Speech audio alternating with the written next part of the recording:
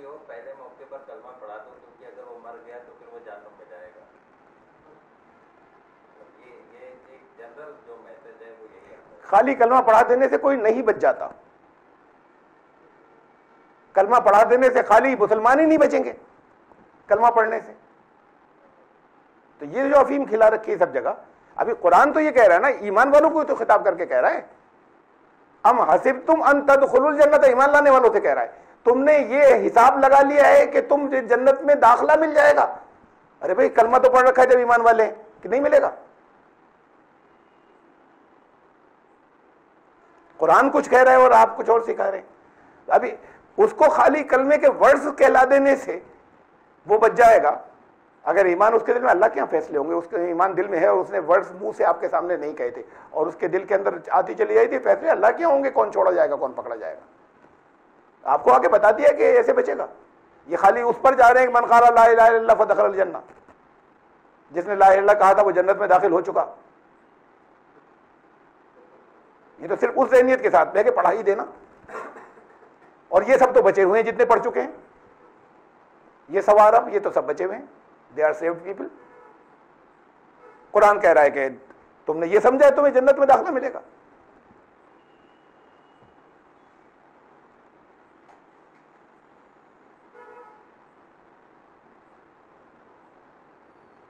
किसका क्या ट्रांसफॉर्मेशन हो रहा है, कौन, नियत क्या है, एफर्ट्स क्या हैं, सारा हिसाब इस पर होगा। क्या अमल आपसे सरजद हो गया, फाइनल रिजल्ट ये आपके हाथ में नहीं है। आपके हाथ में सिर्फ नियत और एफर्ट्स हैं। ऐसे ही किसी के अंदर अगर ये प्रोसेस चल रहा है, उसकी नियत है, वो कुछ उसने एफर्ट्स स्टार्ट किए, तो अल्लाह जानता है क्या रिजल्ट तो हाथ में नहीं है। रिजल्ट तो अल्लाह ने अपने हाथ में रखा है। सारे फैसले इन दो चीजों पर होंगे, आपकी सड़ी क्या थी, एफर्ट्स क्या थी, नतीजा निकाल दिया था या नहीं निकाल दिया था या नहीं है। तो वो रिजल्ट भी सामने ऐसे अपेरेंटली आ गया था या नहीं आ गया था, नहीं मालूम। बात मक्की मदनी की करें तो फिर मैं मदनी दौर की मिसाल दूं कि कुरान कहता है कि कुरान जब ये लोग वहां से वापस किया हुदैबिया से, सूरह फतेह जब नाजिल हुई थी, जब सहाबा बड़े बेचैन हो गए थे, जब हज़रत अबू बकर का हाथ भी रुक गया था रसूलुल्लाह सल्लल्लाहु अलैहि वसल्लम के हुक्म के ऊपर अमल करने से, जब इतना तारीख के अंदर कोई नाजुक मौका ही नहीं आया। हमारे लोग तकरीरों में कहते हैं कि इस वजह से हुआ था, वापसी का हुक्म दिया ताकि लोग फौज दर फौज दीन में दाखिल हो जाएं, ये इसलिए किया गया था। यही कहा जाता है, यही किताबें लिखी जाती हैं, यही तकरीरों में कहा जाता है। ये उसकी बरकत थी इसलिए नहीं किया गया था। किस लिए किया गया था ये कुरान ने बताया है, लिखा है स्पेसिफिकली उसी सूरत के अंदर कि किस लिए वापस किया जा रहा है तुम्हें। ये नहीं कहा था इसलिए वापस किया जा रहा है कि इसके बाद फौज दर फौज लोग दाखिल होंगे, दीन का काम आसान हो जाएगा, ये नहीं कहा था। वो तो बरकत थी खाली। उसी सूरह फतेह में कहा था वलौला रिजालुम मुमिनून व निसाउम मुमिनातुम लम तअलमूहुम अन ततऊहुम तुसीबकुम मिनहुम मारातुम बिगैरि इल्म। नबी तुम्हें जो रोका जा रहा है वो इसलिए, अगर ऐसा नहीं होता कि यहाँ पर मक्के के अंदर कुछ मर्द और कुछ औरतें ऐसे हैं जो ईमान वाले हैं, लम तअलमून, तुम्हें पता नहीं है, खुफिया ईमान है उनका, हिजरत भी करके नहीं आए, अल्लाह जानता है उनकी मजबूरियां, वो तुम्हारे हाथों से मारे जाएंगे और तुम्हें पता नहीं होगा कि ईमान वाले थे, क्यों मारे जाएंगे इनके हाथों से, इसलिए कि डिक्लेयर नहीं कर रहे हैं, हो सकता है लड़ने आ जाए उनकी तरफ से,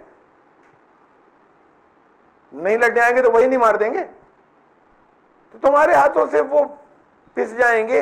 अगर ये नहीं होता लो तज़य्यलू लज़ीना कफ़रू मिनहुम अज़ाबन अलीमा, अगर सिर्फ इतनी बात नहीं होती तो अभी फैसला कर दिया जाता ना, दर्दनाक अज़ाब दिया जाता है। जब वापस किया तो ये कहकर वापस किया वलो क़ातलकुम लज़ीना कफ़रू लवल्लवुल अदबार सुम्मा ला यजिदूना वलिय्यन वला नसीरा। अगर आज ये लड़ जाते, आज लड़ाई हो जाती, तो ऐसे पीठ फेर कर भागते कि इन्हें कहीं पनाह नहीं मिलती, इस्लामी स्टेट कायम हो जाती है। अगर इस वक्त लड़ाई हो जाती तो काबे से 360 बुत भी, ये कुरान कह रहा है कि काबे से 360 बुत निकल जाते अगर आज लड़ाई हो जाती तो, और फिर लड़ाई से रोककर भेज रहे हैं वापस। क्यों भेज रहे हैं, वजह बताई, उन कुछ लोगों की वजह से जिनका ईमान खुफिया है, अल्लाह के नजदीक इतने ऊंचे दर्जे का है। ईमान खुफिया है तो नमाजें नहीं पढ़ रहे, वो ईमान खुफिया है तो वो रोजे भी नहीं रख रहे, और अल्लाह उनकी क्या मजबूरी है कि हिजरत नहीं की, अल्लाह को मालूम है। कहा कि वो पिस जाते तुम्हारे हाथों, इसलिए उनकी वजह से रोक दिया गया तुम्हें, आज वापस जाओ। फतेह तो हो जाएगी कुछ दिनों के बाद बगैर उसके। शुरू इस बात से कि फतेह हो चुकी तुम्हें, इन्ना फताना लगा फतह मुबीना, हो चुकी फतेह तो, अब उनकी वजह से रोक रहे हैं, इस वक्त जाओ। तो खुफिया ईमान लाने वालों को तो इतना ऊंचा मर्तबा था उन खुफिया वालों का जिन्हें रसूल जानते भी नहीं थे, मालूम नहीं किसका क्या होगा, किसका ईमान कबूल होगा, किस। तो ये खुफिया ईमान की पूरी पूरी बदनी दौर के अंदर पूरी पूरी इजाजत मौजूद है।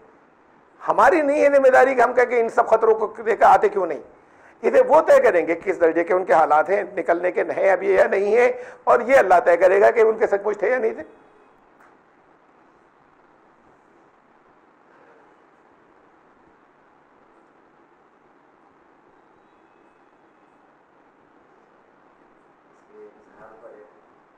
बड़ा नुकसान भी होता है कि जो लोग कलमे की तश्कील करके फौरन कलमा पढ़ाने की कोशिश करते हैं, हालात खराब हो जाते हैं, कोशिश हो जाती है।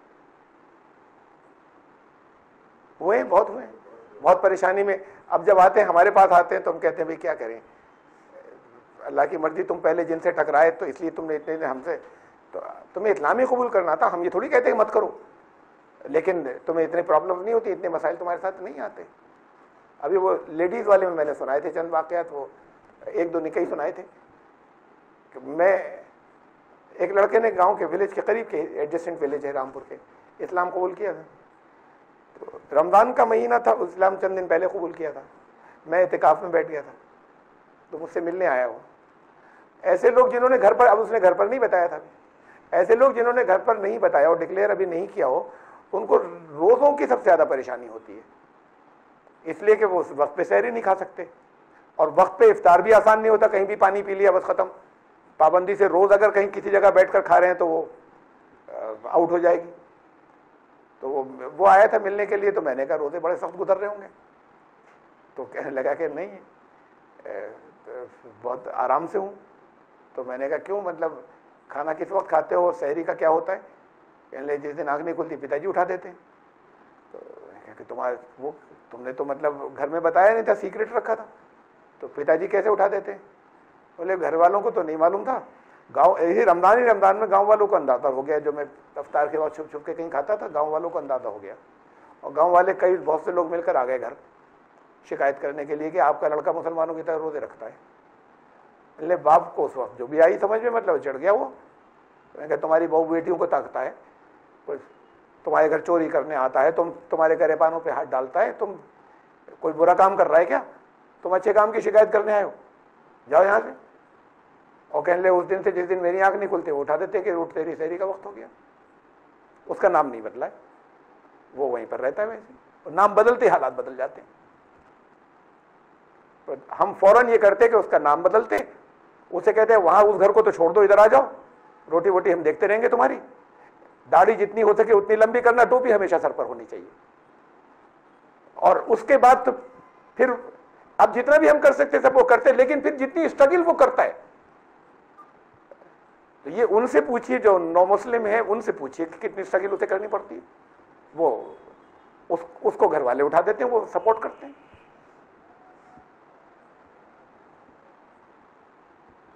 ये बहुत अच्छी बात है कि वो दाढ़ी रखे और लंबी रखी, बहुत अच्छी बात है, लेकिन आप फोर्स क्यों करते हैं उसे कि अब फौरन ऐसा स्टार्ट कर दो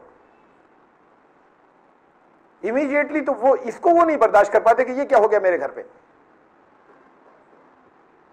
उन्होंने आए मेरे पास, जेलर साहब थे मिलने के लिए, ये भी मैंने अभी सुनाया था थोड़ी देर पहले। पंकज था वो, उसने इस्लाम कबूल कर लिया था, रामपुर में एम्प्लॉयमेंट था उसका, ये वालिद आए थे देहरादून से, जेलर थे, पुलिस में, पुलिस की नौकरी होती है जेलर। तो मुझसे मिलने आया, कहने लगे कि ये पंकज जो है, मैं इसका बाप हूँ और मैं इसकी माँ हूँ, इसकी माँ नहीं है, और मैंने इसको माँ की तरह पाला है और मैं इससे बहुत मोहब्बत करता हूँ। अब इसने मुझसे कहा कि अब मैं मूर्ति पूजा नहीं करूँगा, तो मैंने कहा बहुत से हिंदू नहीं करते, मत कर तू। तो ये कहने लगा नहीं मैं तो नमाज पढ़ूंगा। मैंने कहा ठीक है, तेरी पूजा पद्धति अगर तुझे ये अच्छी लग रही तो नमाज पढ़ लिया कर, हम अपनी पूजा करते हैं। ये बोला मैं रोजे भी रखूंगा। तो कहने लगे हमने कहा कि हम व्रत रखते हैं, तू रोजे रख लिया कर। लेकिन कहने लगे हमने वो जो हमने सीखा जो दिल जाएगा, लेकिन ये शोर मचाना बंद कर दे कि मैं मोहम्मद हसन बन गया। कहने लगे मैं बहुत बदनाम हो रहा हूँ, मैं के मुंह दिखाने के किसी के लायक नहीं, और इसकी दादी मर जाएगी, उससे बर्दाश्त नहीं होगा। तो हमने कहा भाई क्या करें, आप हमसे हमारे पास शिकायत लेके आए, हमने तो इससे बहुत कहा था, हम अभी उसे करीब पंकज, इसने खुद रखा है नाम, हम जब अभी उसे हमारे मुंह से अभी पंकज निकल जाता है तो वो खफा हो जाता है कि आप मुझे मोहम्मद हसन क्यों नहीं कहते, तो खफा ये हो जाता है। अब मैं क्या करूं, हमने तो नहीं कहा था कि तुम नाम बदल लो, बल्कि कहा भी था कि अच्छा खासा नाम है तुम्हारा, ठीक ठाक है, हिंदी में है तो वैसे उर्दू में रखना क्यों जरूरी समझ रहे हो, या अरबी वाला। तो उसने कहा नहीं मुझे ये पसंद है, मैंने रखा है, उसने खुद चूज किया था। मैंने कहा भाई हम मेरे पास क्या बात करने आए, हम तो खुद कहते थे इससे। तो बोला कि देखिए हमारे यहाँ के ये खुशी से रहे और मैं इसको हर जगह सपोर्ट करूंगा, ये शोर ये मचाना बंद कर दे बस। इतनी सी बात, छोटी छोटी बातों से जिंदगी, ये मसाइल बहुत आसान हो जाते हैं और बेपनाह आजमाइशों में आप झोंक देते हैं। सिर्फ इन हमेशा नहीं, ज्यादातर इन सख्तियों की वजह से बात जगह जो है वो बहुत ज्यादा आजमाइशों में झोंक देते हैं।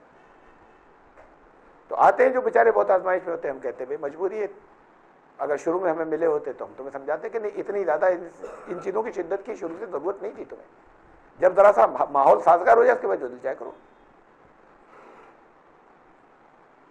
वहां तो ये तक जब इजाजत थी कि खुफिया ईमान रखो, जब इस तक की इजाजत थी, और उनका ईमान अल्लाह के नजदीक बहुत ऊंचे दर्जे का था, जिसकी वजह से इस्लामी स्टेट नहीं बनने दी, जिसकी वजह से काबे को पाक नहीं होने दिया। और थोड़े से लोग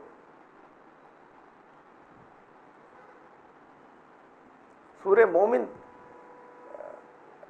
जिसके नाम पर है ये सूरत रखी गई, उसके लिए 2.5 रुकू आए हैं कुरान में, उस सूरत के अंदर वही मोमिन का लफ्ज आया बीच में। आले फिरौन में से था एक शख्स,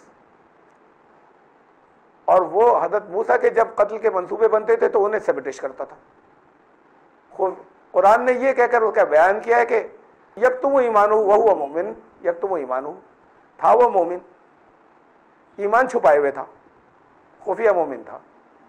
अब उसमें बड़ी तफसील है कि वो अपने उनको तौहीद रिसालत आखिरत सब की दावत देता था, आले फिरौन को। सामने से इनके साथ नहीं है तो फिर नमाज भी नहीं पढ़ रहा है, शरीयत पे और चीजों पे भी अमल नहीं कर रहा है। यक्तुमु ईमानु के जरा सा मिस हो जाता है मफहूम के अंदर आमतौर से लोगों के, कि ये बताया कि खुफिया मोमिन था, उसकी 2.5 रुकू में फजीलत बयान की अल्लाह ने, और कितना उसने हजरत मूसा का साथ दिया और कितना डिफेंड किया उसे वहां आले फिरौन में रहते हुए। तो उसकी फजीलत के ऊपर तो एक नाम है पूरी एक सूरत का उस शख्स की, कि उसका ईमान खुफिया था, अल्लाह के नजदीक बहुत ऊंचा था। हम क्यों कहें कि जो ऐसे ही आएगा उसी का ऊंचा होगा, और हम ये क्यों तय करें कि नहीं तुम्हें ऐसे ही करना है, उसे खुद तय करने दीजिए। हम तो बात पहुंचा दें कि यह हक है।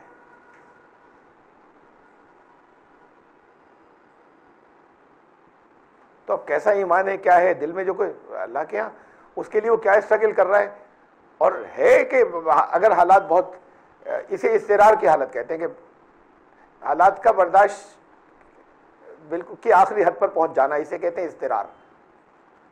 तो ये इस्तिरार की हालत में कर रहा है, किस हालत के अंदर क्या मजबूरी में कर लेता है या नहीं कर पा रहा, ये सारी बातें अल्लाह को मालूम है। तो ये तो असेसमेंट होगा, अल्लाह के यहाँ गिनी थोड़ी जाएंगी नेकियां कि कितनी दफा सूरह फातिहा पढ़ी थी, वहां तो असेसमेंट होगा, वजन देखा जाएगा।